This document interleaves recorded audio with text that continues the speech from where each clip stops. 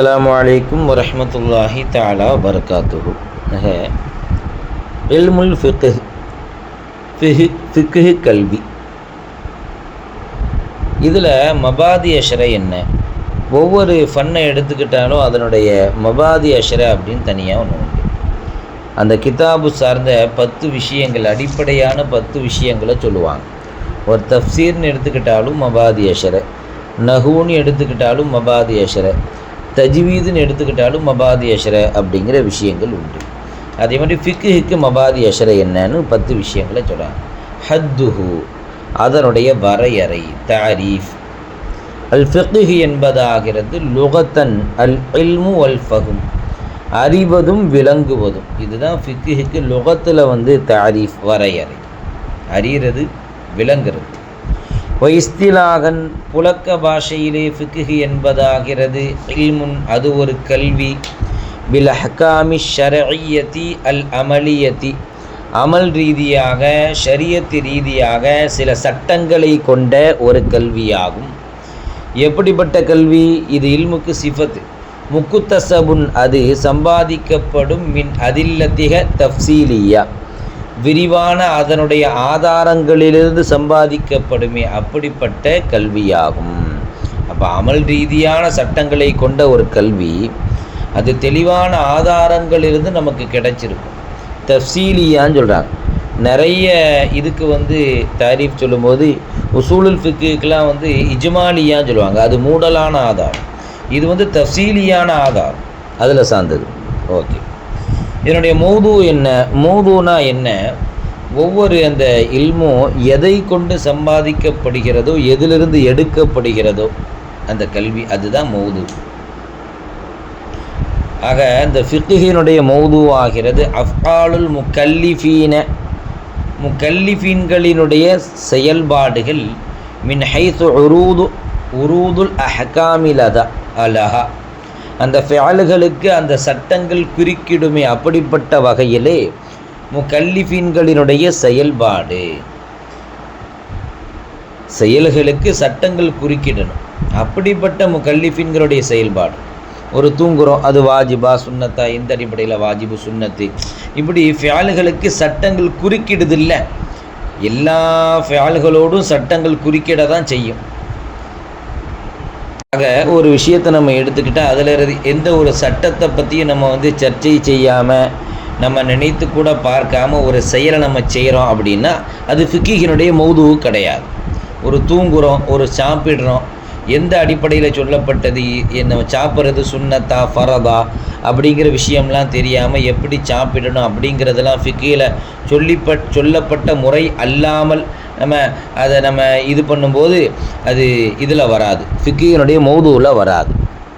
அதான் சொல்கிறாங்க மின் ஹைத்து உரூதுல் அஹ்காமிலஹா, அந்த ஃபிஅல்களுக்கு சட்டங்கள் குறுக்கிடுமே, அப்படிப்பட்ட விதத்தில் முகல்லிஃபீன்களினுடைய செயல்பாடாக இருக்கும். முகல்லிஃபீன்கள் அப்படிங்கிறத மனிதர்கள் அப்படின்னு நம்ம என்ன செய்யலாம் வைக்கலாம், அல்லது முஸ்லீம்கள் அப்படின்னு நம்ம என்ன செய்யலாம் சொல்லிக்கலாம். அவ்வளோதான். ஒரு விஷயத்தை செய்யும்போது அதில் என்ன சட்டம் அப்படின்னு நமக்கு ஒரு சிந்தனை வருதா இல்லையா, இதுதான் மௌது. ஃபாயிதத்துக்கு இதனுடைய ஃபாயிதா என்ன? இம்திசாலு அவாமிரில்லாஹி தஆலா விஜித்னாபு நவாஹி, அல்லாஹு தாலாவினுடைய கட்டளைகளுக்கு கட்டுப்படுவதும் விலக்கல்களை தவிர்ந்து கொள்வதும், இதுதான் இதனுடைய ஃபாயிதா. ஃபிக்ஹ் படிக்கிறது நோக்கம் எது கூடும், எது கூடாது, எது செய்யணும், எது செய்யக்கூடாது அப்படிங்கிறது தெரியும்ல. ஃபதுலுஹு, இதனுடைய சிறப்பு என்ன? இந்த ஃபிக்ஹினுடைய ஃபௌகானஹு அலா சாஇரில் உலூமி, எல்லா இல்முகளை விடவும் இது அதைவிட மேலோங்கியதாக இருக்கும். எல்லா இல்முகளை விட இது ரொம்ப ஃபௌகானில் இருக்கும், மேலே உள்ளது. ஏன்? லி கௌனிஹி மஹது தக்லீஃப், இது தனித்த தக்லீஃப் ஆகியிருப்பதற்காக வேண்டி எல்லா இல்முகளை விடவும் இது மேலோங்கியது. தக்லீஃப் இருக்கும் இதில். இந்த இதில் மட்டும்தான் எது ஹலால், எது ஹராம், இது வாஜிபா முஸ்தஹப்பா அப்படின்னு ஒரு மனிதனுக்கு ஹராம் ஹலாலை பற்றி பேசக்கூடிய இல்மு தான் ஃபிக்ஹ். தக்லீஃப் அப்படிங்கிறதுக்கு அர்த்தம் நமக்கு சிரமம் அப்படின்னு சொல்லுவாங்க. எது ஹராம், எது ஹலால் அப்படிங்கிற ஒரு விஷயத்தை மனுஷனுக்கு சட்டத்தை புகுத்துதில்ல, அதை மனுஷன் ஏற்றுக்கிறாம்ல, அதில் ஒரு சின்ன ஒரு இது இருக்குல்ல, அதனால் தனி தக்லீஃப் இதில் தான் இருக்கும், ஃபிக்ஹில் தான், வேறு இதில் கிடையாது. நிஸ்பத்து இதனுடைய நிஸ்பத்து என்னது அப்படின்னா அன்னஹு மின் உலூமி ஷரஇய்யத்தி, இது ஷரியத்து ரீதியான இல்மிலே கட்டுப்பட்டது. ஷரியத்து இப்போ ஷரியத்து ரீதியான இல்முன்னு சொல்கிறாந்தாலே 3 இல்மு தான் சொல்லுவாங்க. தஃப்சீரு, இந்த குர்ஆன் ரீதியான தஃப்சீரு, ஹதீஸ் ரீதியான இது, அதே மாதிரி ஃபிக்ஹ், இந்த 3 தான் ஷரஇய்யான கல்வி அப்படின்னு சொல்லி நமக்கு என்ன செய்வாங்க சொல்லுவாங்க. மற்ற இதை படிக்கக்கூடியது அப்படின்லாம் வந்து ஏனைய இதில் சொல்லுவாங்க. இது ஷரஇய்யான கல்வியில் கட்டுப்பட்டது. வன்னஹு இது முகாயிருன் லில் உலூமி, இன்னும் ஏனைய இல்முகளுக்கு இது முற்றிலும் மாறுபடக்கூடியதாகவும் இருக்கும். வாதிஅஹு, இதை கொண்டு வந்தது யார், இதை வச்சது யார், வாதிஅ யார், அல்லாஹு ரசூலுஹு ஹகீகத்தன், உண்மையிலேயே இதை கொண்டு வந்தது அல்லாஹ் ரசூல் தான். அலிம்மத்துல் முஜ்தஹிதூன மஜாசன், மஜாசியான அடிப்படையிலே இஜ்திஹாது செய்த அந்த இமாம்களாக இருப்பார்கள். இப்போ இமாம்கள் எதுலேருந்து இஜ்திஹாது செய்தாங்க அப்படின்னா வந்து அல்லாஹ் ரசூல் சொன்ன அந்த குர்ஆன் ஹதீஸ்லேருந்து தானே இஜ்திஹாது செஞ்சாங்க. அப்போ அசல்ல அந்த சட்டத்தை கொண்டு வந்தது அல்லாவே கொண்டு வந்துட்டான், ஹக்கீகத்தில் ரசூலுல்லாகவே கொண்டு வந்துட்டாங்க. இமாம்கள் மஜாசி அடிப்படையில் கொண்டு வந்திருக்காங்க, அவ்வளோதான்.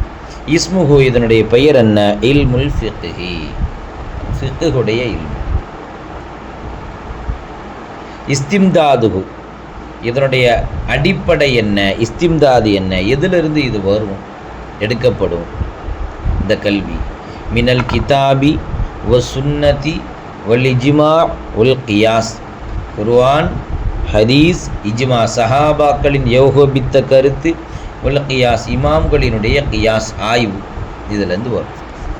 ஹுக்குமுஹு, இதனுடைய சட்டம் என்ன, அல் உஜூபுல் ஐனி அவில் கஃபாஇ, ஒன்று ஃபரது ஐனாக இருக்கும் அல்லது ஃபரது கிஃபாயாவாக இருக்கும். மேக்சிமம் என்னுடைய சட்டங்கள் எது ஃபரது ஐனு அப்படின்னு தெரியும், எது ஃபரது கிஃபாயா அப்படிங்கிற விஷயம் தெரியும். மசாயிலுஹு, இதனுடைய மஸ்அலாக்கள் ஆகிறது.